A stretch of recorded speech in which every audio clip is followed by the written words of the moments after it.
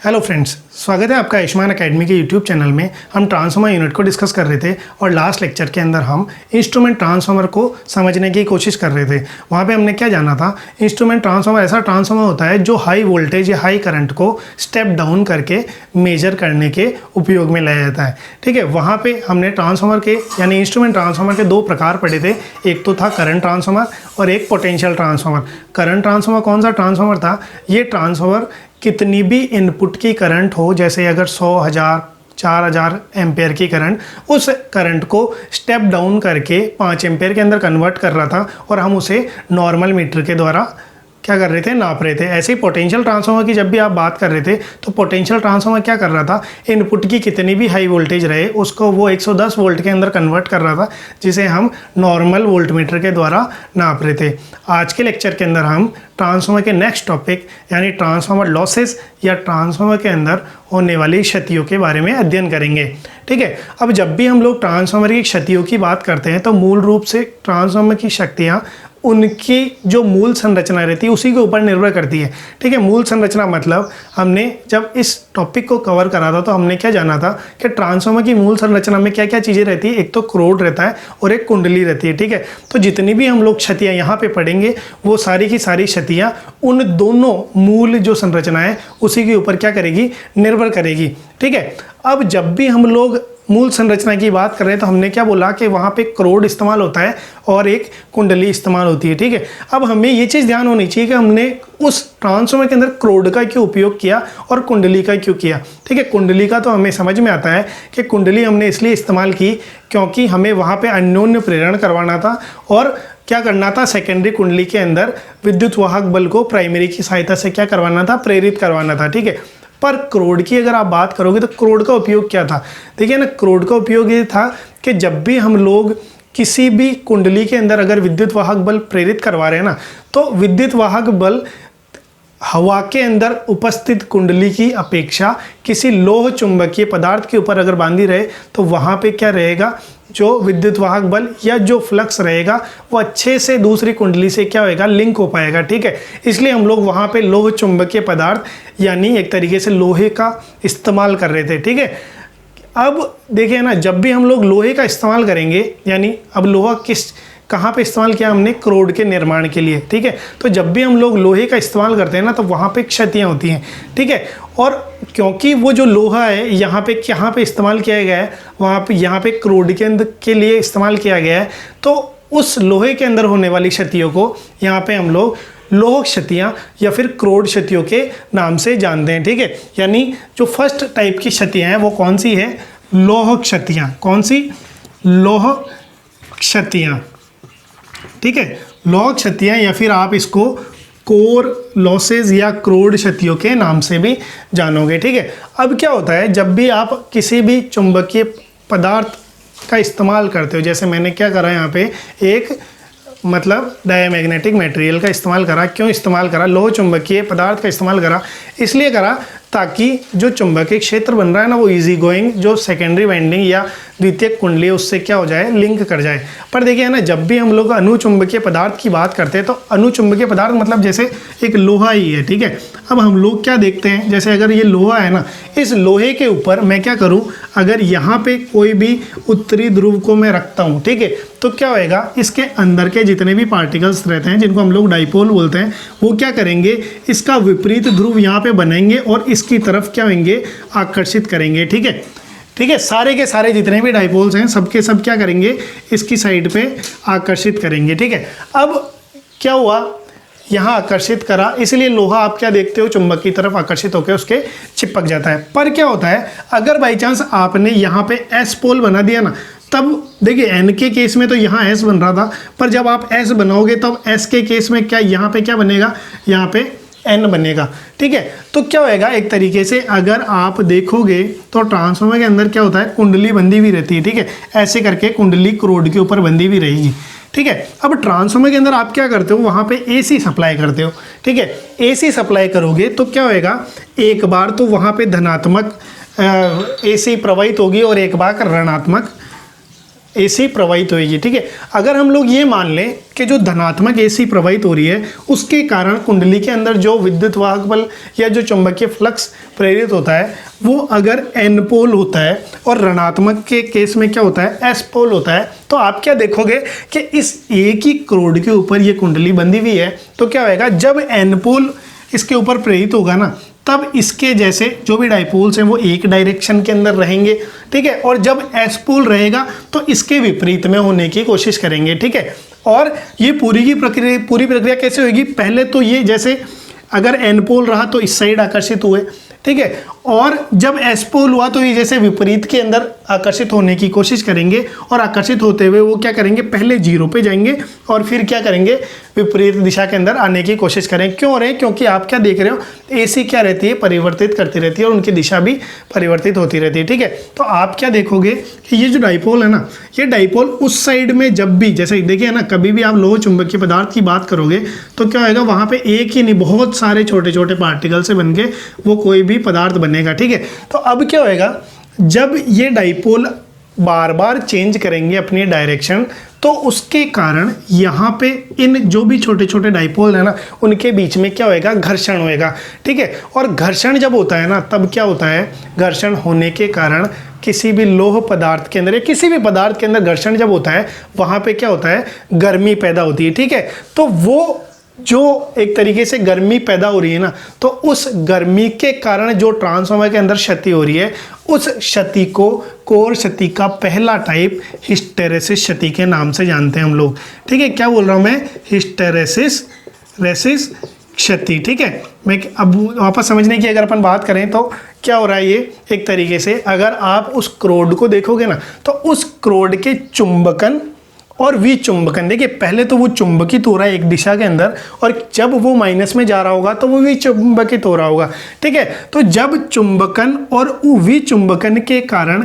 इस क्रोड के अंदर एक तरीके से हीट यानी ऊष्मा ऊर्जा उत्पन्न होएगी, तो वो जो ऊष्मा रहेगी ना, वो हमारे ट्रांसफार्मर की कार्य प्रणाली के लिए किसी भी प्रकार से उपयोगी नहीं है, ठीक है। तो वो ऊष्मा के अंदर जो भी क्षति हो रही है, ठीक है, वो ऊष्मा उत्पन्न करने के लिए जो भी क्षति हो रही है, उस क्षति को हम लोग क्या बोलते हैं, हिस्टेरेसिस क्षति, ठीक है। तो अब हम लोग क्या करते हैं, इससे बचने के लिए हम लोग क्या करते हैं, हम लोग ये कोशिश करते हैं कि जो लोहा रहता है ना, हमने ये चीज़ पढ़ी भी है जब हम लोग क्रोड की संरचना पढ़ रहे थे, कि हम लोग क्या करते हैं, लोहे के अंदर 3% सिलिकॉन मिलाते हैं, ठीक है। इस सिलिकॉन इसलिए मिलाया जाता है ताकि उस लोहे के अंदर ये जो हिस्टेरेसिस क्षतियाँ हो रही है ना, वो कम होए, ठीक है। ये पहले प्रकार की क्षति होती है जिसको हम लोग क्या बोलते हैं, क्या बोल रहे हैं हम लोग, हिस्टेरेसिस क्षति, ठीक है। अब देखिए दूसरे प्रकार की क्षति जो क्रोड के अंदर ही होती है, किसके अंदर होती है, क्रोड के अंदर ही होती है, उस क्षति को हम लोग क्या बोलते हैं, एडी धारा क्षति। क्या बोल रहा हूँ मैं, एडी धारा क्षति, ठीक है। तो अब देखिए ना, अगर एडी धारा क्षति की अगर आप बात करोगे तो सबसे पहले हमें ये पता होना चाहिए कि एडी धारा क्या है, ठीक है। आप क्या देखते हो कि जब भी अपन ट्रांसफार्मर की संरचना की बात करते हैं, ट्रांसफार्मर ऐसा कुछ बना हुआ रहता है, देखिए ना, यह तो लोह चुंबकीय पदार्थ से बना हुआ क्रोड है और उसके ऊपर क्या हो रही है, यहाँ पे कुंडलियाँ एक तरीके से बंधी हुई है, ठीक है। अब ये कुंडली बंधी हुई है ना, तो हम लोग क्या करते हैं, इस प्राइमरी साइड के अंदर क्या करते हैं, धारा को प्रवाहित करते हैं। किसको प्रवाहित करते हैं, धारा को प्रवाहित करते हैं। और धारा प्रवाहित होने के कारण यहाँ पे क्या होता है, एक फ्लक्स उत्पन्न होता है, ठीक है। और वो फ्लक्स क्योंकि परिवर्तित होने वाला फ्लक्स होता है ना, क्या बोल रहे हैं हम लोग,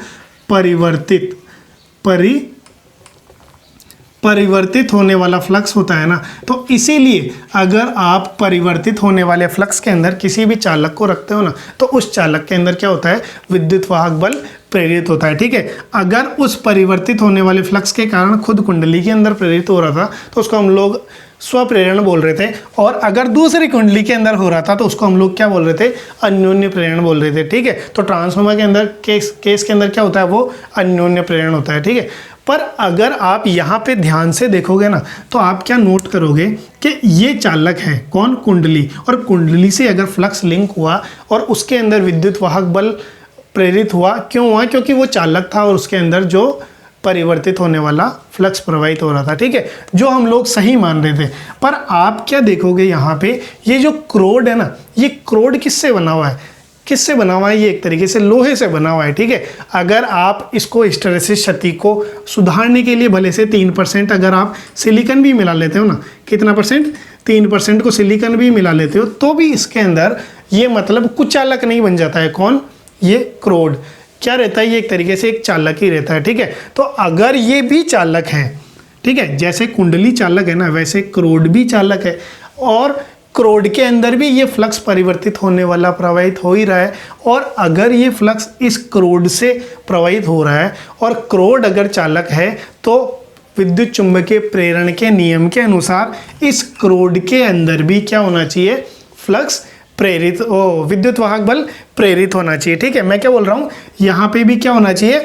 विद्युत वाहक बल प्रेरित होना चाहिए, ठीक है। और अगर विद्युत वाहक बल प्रेरित हो रहा है और अगर वो क्या है? सर्किट क्लोज है, ठीक है। अगर आप कोर को देखते हो तो कोर लोहे से बना हुआ ऐसा कुछ ऐसे रहता है, ठीक है, यानी एक तरीके से ये क्लोज पाथ ही है। तो अगर विद्युत वाहक बल प्रेरित हो रहा है और वो पाथ अगर क्लोज्ड है, तो उसके अंदर एक धारा भी प्रवाहित होएगी, ठीक है। तो कोर के अंदर ऐसा ही कुछ होता है। क्या होता है? क्योंकि ये चालक है और यहाँ से फ्लक्स लिंक कर रही है, और वो फ्लक्स भी किस प्रकार की परिवर्तित होने वाली है, तो फ्लक्स लिंक होने के कारण क्या होएगा? यहाँ पे विद्युत वाहक बल प्रेरित होगा। और क्योंकि ये जो लोहा क्लोज्ड लूप बना रहा है, तो यहाँ पे एक धारा भी क्या होएगी? प्रवाहित होगी। और वो जो धारा प्रवाहित होती है ना, उस धारा को हम लोग बोलते हैं अनावश्यक धारा, ठीक है। अनावश्यक धारा क्यों बोल रहे हैं हम लोग? क्योंकि उस धारा की अपने को किसी भी प्रकार से कोई भी आवश्यकता नहीं है, ठीक है। तो ये जो अनावश्यक धारा होती है ना, इसी धारा को हम लोग क्या बोलते हैं? एडी धारा। क्या बोलते हैं? एडी धारा। मैंने क्या बोला? क्रोड के अंदर प्रेरित होने वाली अनावश्यक धारा को हम लोग क्या बोलते हैं? एडी धारा बोलते हैं। और वो अनावश्यक धारा प्रेरित क्यों होती है? इसलिए होती है क्योंकि आपने जब इनपुट कुंडली को धारा दी या सप्लाई दी, तो क्या आएगा? वो एक चुंबकीय क्षेत्र उत्पन्न करती है। और वो चुंबकीय क्षेत्र कैसा होता है? परिवर्तित होने वाला होता है। और अगर परिवर्तित होने वाला फ्लक्स किसी भी चालक से लिंक करता है, तो उस चालक के अंदर क्या होता है? एक विद्युत वाहक बल प्रेरित होता है। किसके अनुसार? विद्युत चुंबकीय प्रेरण के नियम के अनुसार, ठीक है। और अगर वो पाथ क्लोज्ड पाथ है, तो क्या आएगा? उस चालक के अंदर क्या होगी? एक तरीके से धारा भी प्रवाहित होगी, ठीक है। अब जैसे अगर आप बात करते हो, क्या बात करते हो कि ये धारा प्रवाहित हो गई। धारा प्रवाहित होने से अपने को क्या क्षति है? देखिए, पहली चीज़ तो ये अनावश्यक है, ठीक है। उसका उपयोग नहीं, तो जिस चीज़ का उपयोग नहीं होता और वो फिर भी उत्पन्न हो रही, तो वो हमारे लिए एक तरीके से क्षति है, ठीक है। पर अब आप देखिए, इस क्षति के कारण और अपने को क्या लॉस होता है? अपने को ये लॉस होता है कि ये जो क्रोड है ना, अब किसी भी इस क्रोड से क्या हो रही है? मैंने क्या बोला? एक धारा प्रवाहित हो रही है। और अपने को क्या पता है? किसी भी चीज़ से अगर धारा प्रवाहित होती है, तो वो क्या होती है? उस चालक, किसी भी चालक से अगर धारा प्रवाहित होती है, तो वो धारा क्या करती है? उस चालक को क्या करती है? गर्म करती है, ठीक है। तो इस क्रोड से वो धारा प्रवाहित कर रही है और इस कोर को क्या कर रही है? वो गर्म कर रही है, ठीक है। अब क्या हुआ? पहले ही हिस्टैरिसीस क्षति के कारण ये क्रोड गर्म हो रहा है, और यहाँ पे एक और क्षति हो गई, एडी धारा क्षति। वो भी क्या कर रही है? इस क्रोड को गर्म कर रही है, तो ट्रांसफार्मर बहुत ज़्यादा गर्म होने लग जाएगा, ठीक है। और इस गर्मी के अंदर लगने वाली क्षति, मतलब शक्ति, क्या बोल रहा हूँ मैं? इस क्रोड को गर्म करने में लगने वाली शक्ति को हम लोग क्या बोलते हैं? एक प्रकार की क्षति होती है वो, और उसको हम लोग क्या बोलते हैं? एडी धारा क्षति, ठीक है। हिस्टैरिसीस क्षति और एडी धारा क्षति दोनों के अंदर अंतर है। ये तो क्यों हो रही है? ये चुंबकन और विचुंबकन के कारण हो रही है। और ये क्यों हो रही है? ये क्योंकि परिवर्तित होने वाला फ्लक्स होता है ना, वो चालक के अंदर से प्रवाहित हो रहा है, तो उस चालक में अंदर क्या कर रहा है? ये विद्युत वाहक बल को प्रेरित कर रहा है, ठीक है। अब जैसे हमने हिस्टैरिसीस क्षति को कम करने के लिए वहाँ पे 3% क्या मिलाया? हमने 3% सिलिकॉन मिलाई, वैसे ही एडी धारा को भी अपने को कम करना पड़ेगा, क्योंकि यहाँ पे क्षति हो रही है, ठीक है। तो आप क्या करते हैं? हम लोग क्या करते हैं कि ये जो क्रोड रहता है ना, ये जो क्रोड है, हमने जब इसकी संरचना पढ़ी थी तो मैंने बताया था कि जो क्रोड रहता है, इस क्रोड को हम लोग क्या करते हैं? पतली पतली पत्तियों से निर्माण करते हैं, ठीक है। और ये क्रोड ऐसा कुछ बना हुआ रहता है, देखिए ना, इस प्रकार से। जैसे ये क्रोड है, तो आप क्या नोट करोगे? ये जो क्रोड का निर्माण ऐसे कुछ रहेगा। ये क्या रहेगी? पतली पतली पत्तियों से मिलके ये बना हुआ है इस प्रकार से, कभी भी आप ठोस क्रोड का उपयोग नहीं करते हो, ठीक है। ये जैसे क्रोड हो गया और यहाँ पे भी आप ये अंदर से पत्तियाँ पत्तियाँ करके पूरी अपने को दिखती रहती है। इस साइड भी अपने को कुंडली बंदी हुई रहती है, इस साइड भी कुंडली बंदी हुई रहती है, ठीक है। तो अगर आप इस प्रकार के क्रोड का उपयोग करते हो ना तो एडी धारा क्षति कम हो जाती है। अभी क्यों होती है, आप क्या देखते हो कि ये जो पत्तियाँ अपन ने चिपकाई है ना, इस पत्तियाँ का हम लोग कैसे निर्माण करते हैं। हम लोग क्या करते हैं, एक सिंपल सी बहुत सारी पत्तियाँ लेते हैं और उस पत्ती के दोनों तरफ, जैसे एग्जांपल के लिए अगर ये मेरा हाथ वो पत्ती है तो मैं क्या करता हूँ, इस साइड भी और इस साइड भी मैं क्या करता हूँ, वहाँ पे लेमिनेशन कर देता हूँ। किसके द्वारा, वार्निश के द्वारा। अब मैं इस साइड और इस साइड क्या कर दी मैंने, वार्निश, और ये वाला जो भाग है ना ऊपर वाला, इस वाले भाग को मैंने क्या कर दिया, खुला छोड़ दिया, ठीक है। तो अब बहुत सारी जब इसके अंदर क्या हो जाएगी, लेमिनेशन से अपन ने बहुत सारी पत्तियों को क्या कर दिया, छोड़ दिया, तो अब क्या हो जाएगा, ये जो भाग है ना, ये वाला भाग जो मैं लाल लाल देखिए आपके सामने बना रहा हूँ, ये चालक रह जाएगा और सारा का सारा क्या रह जाएगा, कुछ चालक बन जाएगा, ठीक है। अब क्या होएगा, क्योंकि ये वाला भाग चालक है ना, तो वो जो भी धारा प्रेरित होगी वो धारा इस रास्ते से प्रवाहित होने की कोशिश करेगी। कौन से, ये जो लाल लाल, ये जो इस बाउंड्री के ऊपर बना हुआ है, ठीक है। तो अब क्योंकि ये बाउंड्री के ऊपर बना हुआ है ना, तो क्या होएगा, जो पहले इस कोने से इस कोने पे सीधी धारा जा रही थी, वो धारा अब लंबे रास्ते से जा रही है। यानी एक तरीके से आप बोल सकते हो कि वो जो धारा है ना, उस धारा की क्या हो गई, धारा के लिए जो रास्ता है, ठीक है, यानी रास्ता मतलब रास्ता क्या हो गया, लंबा हो गया, ठीक है। क्या हो गया, रास्ता लंबा हो गया। और अपने को क्या पता है, जब भी रास्ता लंबा होता है, यानी रास्ता लंबा होने का मतलब क्या है, अगर आप प्रतिरोध का फॉर्मूला देखते हो तो प्रतिरोध का फॉर्मूला क्या होता है, आर बराबर रो एल बटा ए। यानी ये जो प्रतिरोध होता है, यानी ये एल के समानुपाती होता है।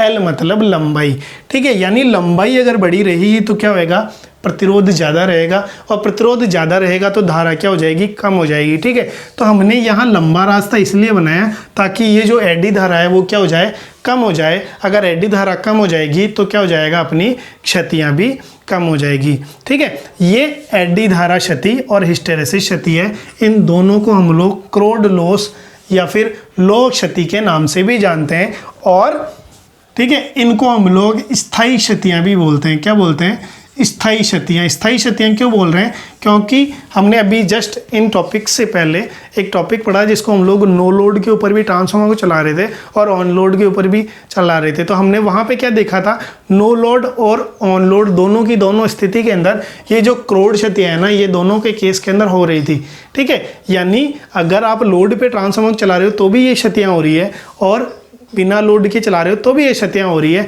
अगर हो रही हैं तो ये दोनों के केस के अंदर क्या स्थायी हैं, इसलिए हम लोग इनको क्या बोल रहे थे, स्थायी क्षतियाँ, ठीक है। अब इसके बाद जो दूसरे प्रकार की क्षतियाँ होती है उसको हम लोग बोलते हैं ताम्र क्षति।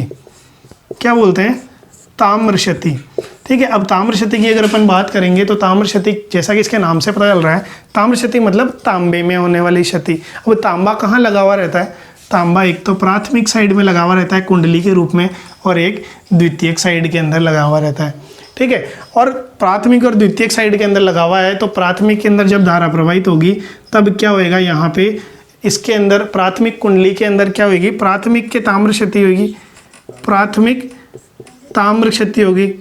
और ऐसे ही अगर आप द्वितीयक के अंदर धारा अगर आप प्रवाहित कराओगे तो वो कौन सी होगी, द्वितीयक क्षति होगी, द्वितीयक ताम्र क्षति होगी, ठीक है। इनको सिंपल हम लोग लिखते हैं IP² R, ठीक है, और RP, और ये IS² RS, ठीक है। ये सेकेंडरी करंट, सेकेंडरी प्रतिरोध, प्राइमरी करंट और प्राइमरी प्रतिरोध, ठीक है। और ये जो क्षतियाँ रहती हैं ना, ये क्षतियाँ सिर्फ और सिर्फ जब अपन लोड के ऊपर ट्रांसफार्मर को रखते हैं तब होती हैं, ठीक है। यानी जब नो लोड अगर आपने ट्रांसफार्मर चलाया तो नहीं हो रही थी, ठीक है। इसीलिए इसको हम लोग अस्थायी क्षतियों के नाम से जानते हैं, ठीक है। क्या बोल रहा हूँ मैं, अस्थायी क्षतियाँ, ठीक है। ये दो क्षतियों के प्रकार थे। इन दोनों के बारे में हमने मोटे मोटे रूप से अभी समझ लिया है, और हमने ये भी जाना था कि ये क्षतियाँ लोड पे आप ट्रांसफार्मर चलाओ चाहे बिना लोड के चलाओ, दोनों केस के अंदर होगी। और ये जो क्षतियाँ हैं ना, ये क्षतियाँ सिर्फ और सिर्फ आप ट्रांसफार्मर को लोड के ऊपर चलाते हो तभी होती है, ठीक है। अब जैसे अगर अपन कुल क्षतियों की बात करते हैं तो कुल क्षतियाँ ट्रांसफार्मर की कौन सी क्षतियाँ रहती हैं? देखिए कुल क्षतियों की अगर आप बात करोगे तो कुल क्षतियाँ होती है इन दोनों का योग, ठीक है। कुल क्षति दोनों का योग मतलब लॉग क्षति प्लस ऑफ ताम्र क्षति, ठीक है। इसको हम लोग और एक तरीके से भी लिख सकते हैं। कैसे लिखते हैं हम लोग? कई बार इसको ऐसे भी लिख, जैसे मैंने क्या बोला, कुल क्षति बराबर लौह क्षति प्लस ताम्र क्षति।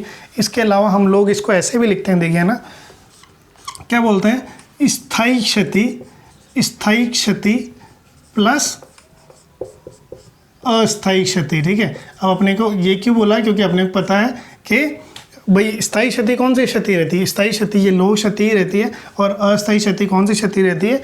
ये जो ताम्र क्षति रहती है, ठीक है। यानी दूसरा फॉर्मूला ये हो गया। और कई बार हम लोग इसको ऐसे भी लिखते हैं, क्रोड क्षति, क्या बोल रहे हैं हम लोग, क्रोड क्षति और प्लस क्या बोलेंगे हम लोग, ताम्र क्षति। कौन सी क्षति? ताम्र क्षति, ठीक है। ये तीसरा फॉर्मूला हो गया। कई बार आप इसको खोल के भी लिखते हो इनकी वैल्यूज़ को, जैसे यहाँ पे हम लोग IS स्क्वायर RS लिख देते हैं प्लस IP स्क्वायर RP लिख देते हैं, और यहाँ पे इन दोनों की क्रोड की क्षति की वैल्यू हम लोग लिख देते हैं, ठीक है। होप आज जो अपन ने डिस्कस करा, हमने आज क्या डिस्कस करा, लौह क्षतियाँ और ताम्र क्षतियों के बारे में। ये दोनों की दोनों क्षतियाँ किसके अंदर होती है? ट्रांसफार्मर के अंदर होती है। और लौह क्षति की अगर आप बात कर रहे थे तो लौह क्षति को हम लोग स्थायी क्षति इसलिए बोल रहे थे क्योंकि जब भी आप लोड के ऊपर ट्रांसफार्मर को चला रहे थे तब इस प्रकार की क्षतियाँ नहीं हो रही थी। ऐसे ही अगर आप ताम्र क्षतियों की बात कर रहे थे तो ताम्र क्षतियाँ कौन सी क्षतियाँ थी? ये अस्थायी क्षतियाँ थी। क्यों? क्योंकि जब आप इसको लोड पे चला रहे थे तभी ये हो रही थी, और जब नो लोड के ऊपर चला रहे थे तब नहीं हो रही थी। ये दोनों केसेस के अंदर हो रही थी, ठीक है। तो इनको अस्थायी और इनको स्थायी बोल रहे थे। वो आज जो अपन ने डिस्कस करा वो आपको अच्छे से समझ में आया होगा। और अगर आपको मेरी क्लास अच्छे से समझ में आ रही है और पसंद आ रही है तो आप मेरी क्लासेस को और मेरे अन्य वीडियोज़ को आपके फ्रेंड्स के साथ, आपके social media, Facebook, WhatsApp, Telegram के ऊपर शेयर किया कीजिए। और मुझसे अच्छे कंटेंट की उम्मीद करते हुए मेरे चैनल को सब्सक्राइब कीजिए। Have a nice day.